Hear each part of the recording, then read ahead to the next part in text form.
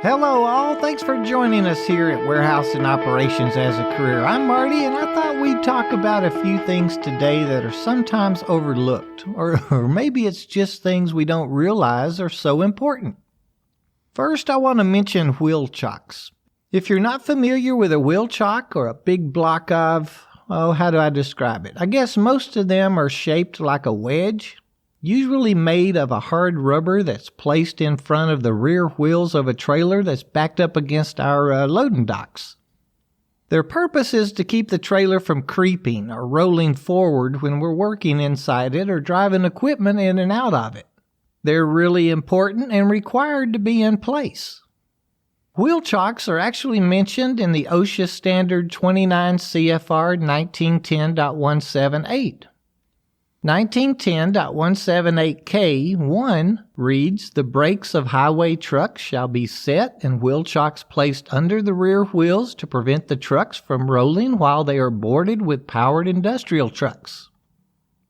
Just last week I was talking with a young gentleman, an unloader for a third-party company, that was telling me how his facility utilized a trailer dock locking system, and he didn't understand why they had wheel chocks outside.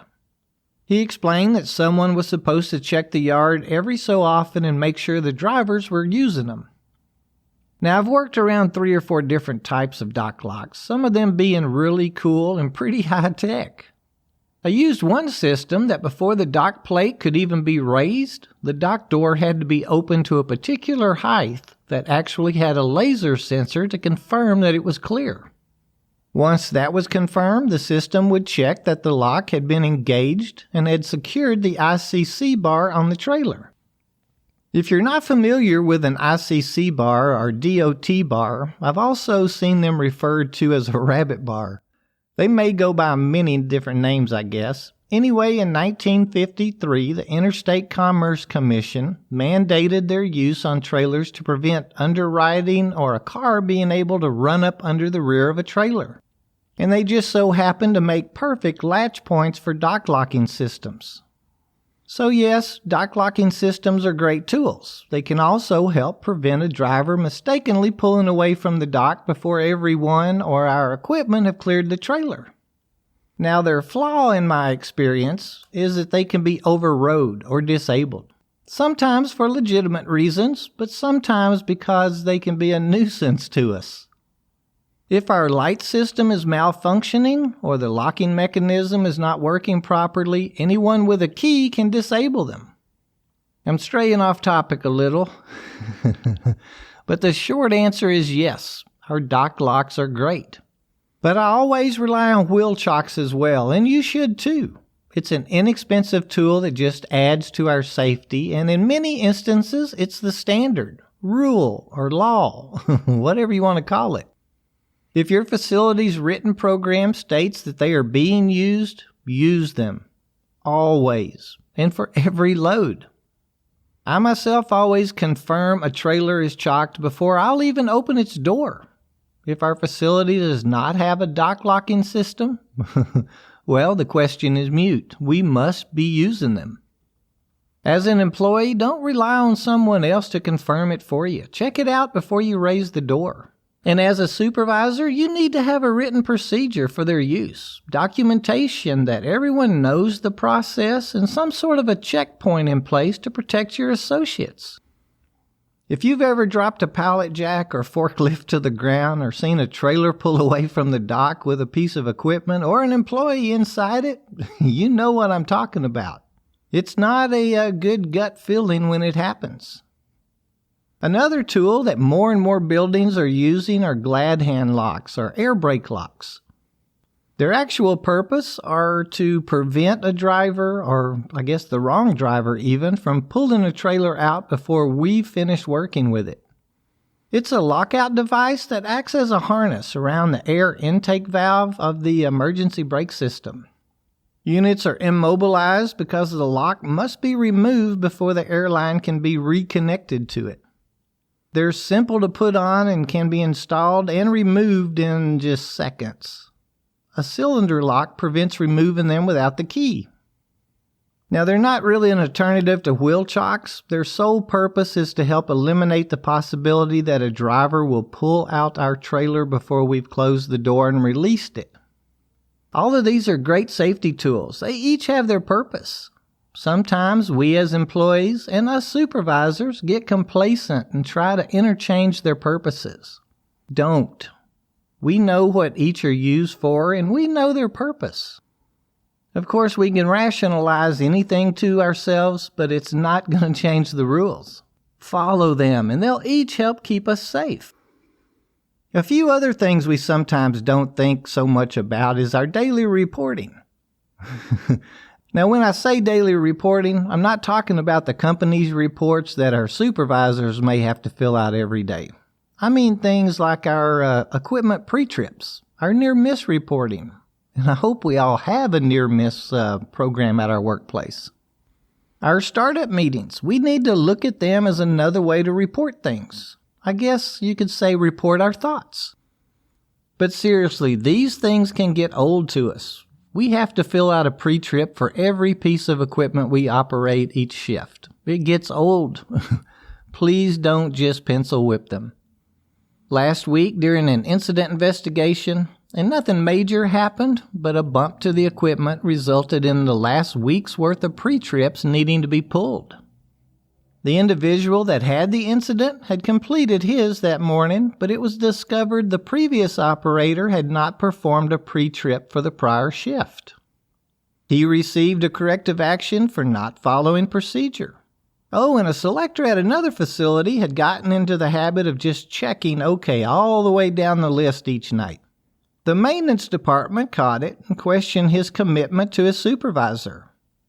Now, they caught it because 2 others had mentioned sluggish steering. They had ordered a part for it, but his reports never mentioned it. Our maintenance staff uses those reports to keep our equipment running properly and to keep us, safe as operators. In near-miss reporting, let's face it, even if we understand the program and its purpose, it takes time for us to fill out those forms and turn it in.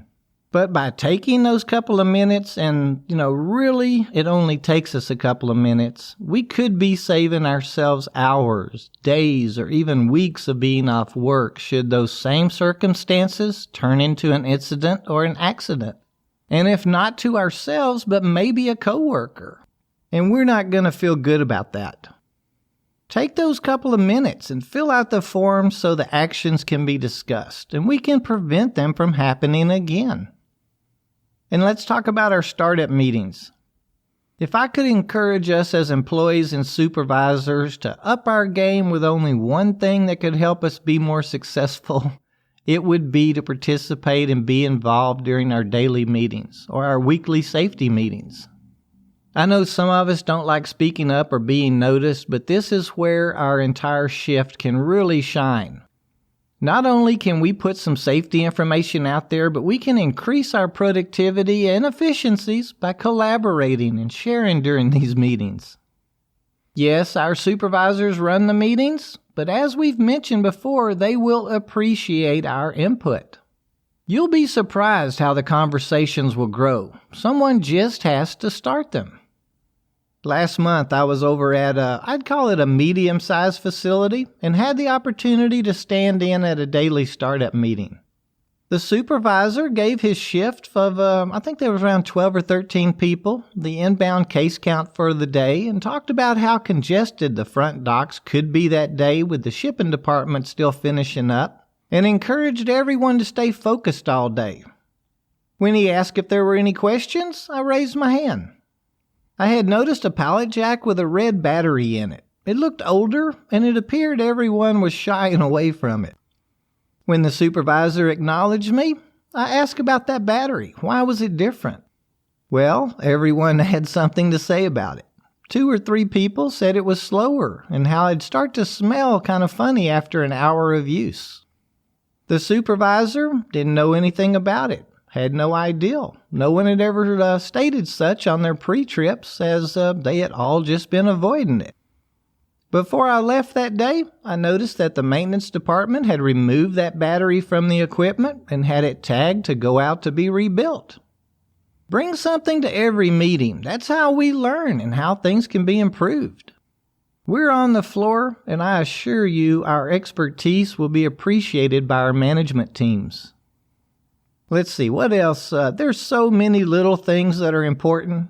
Oh, our safety vest and pedestrian walkways. And what about the employee doorways that are next to large equipment doorways? Why do people not use them? They were built to give us safe passage between two areas. I know of some facilities that takes those doorways serious. If a pedestrian walks through the equipment doorway, it's an automatic suspension and or termination. I know that it can become a common practice to use either at some facilities though. Be the person that brings that up and change that culture before someone gets hurt. I'm certain someone at those facilities have seen a near miss at those doorways. It's just dangerous. And our striped walkways, we know what they're pointing out. We know that we're supposed to use them. Why don't we? We probably think it's inconvenient maybe, I don't know. They've been laid out and painted, so it's written somewhere that we're using them. And as we've learned with it being written, we're expected to be doing it. It becomes a rule when it's documented. Let's just do it.